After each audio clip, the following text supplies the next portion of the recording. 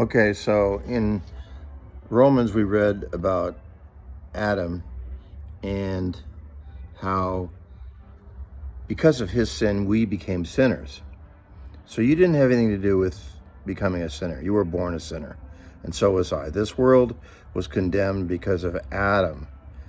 And likewise, it says, for just as through the disobedience of the one man, the many were made sinners, so also through the obedience of the one man, Jesus Christ, the many will be made righteous. So you didn't have anything to do with becoming a sinner, and you also don't have anything to do with becoming righteous, because your only thing is that you can accept to live as Adam, with Adam as your representative, or as Jesus Christ as your representative. And if you accept Jesus Christ, then his life is credited to you, and he becomes your life. I mean, he represents you. It's as though your life is being represented. It's not as if, it is in fact that Christ represents you to God, and his life is your life, and your life is his life. You are credited with his life.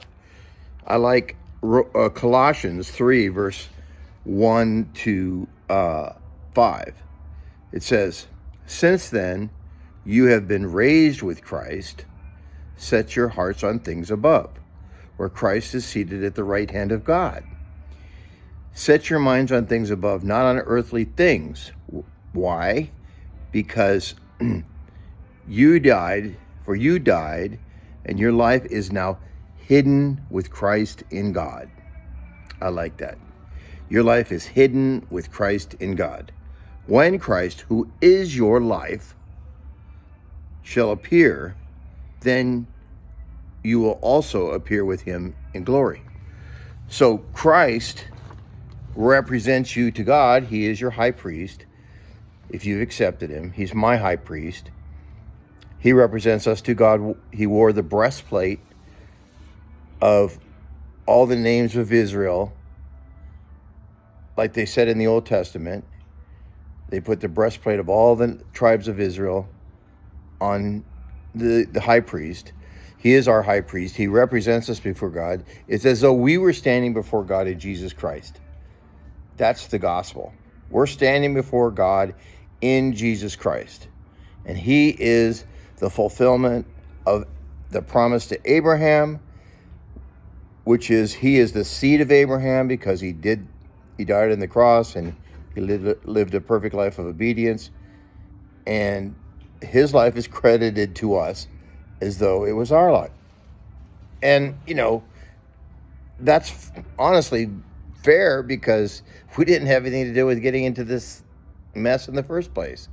You didn't sin. I didn't sin. Adam sinned. And because of his sin, we all die.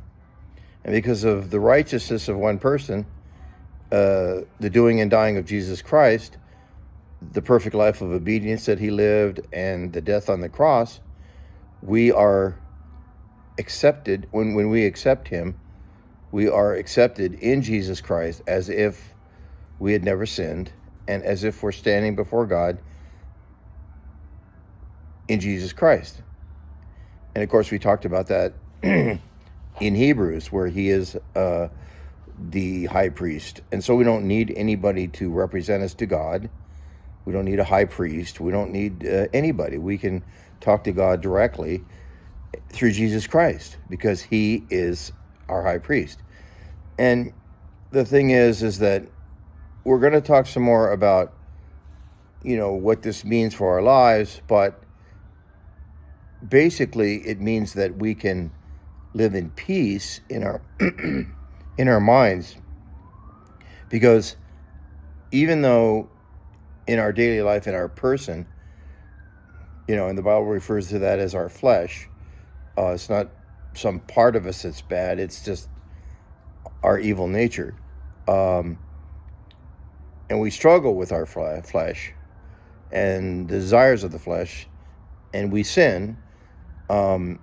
We have an advocate with the Father, which is Jesus Christ, and he stands in our place. And that's the gospel. That's the good news, that we don't have to be condemned. And this freedom from condemnation, this freedom from guilt, is what allows us to become Christians and to serve God without fearing his wrath, or being ashamed, as Adam did when he made his fig leaves in the Garden of Eden. We can come with a clear conscience because Christ is our righteousness, and we're standing before God in Jesus Christ, and Christ is our life, as Colossians 3 says. So in the next video, I want to talk about Romans 7 and Romans 8, and who is the man of Romans 7 and who is the man of Romans 8. Is Romans 7 the guy that was unconverted and became converted in Romans 8? Or is Romans 7 a converted man?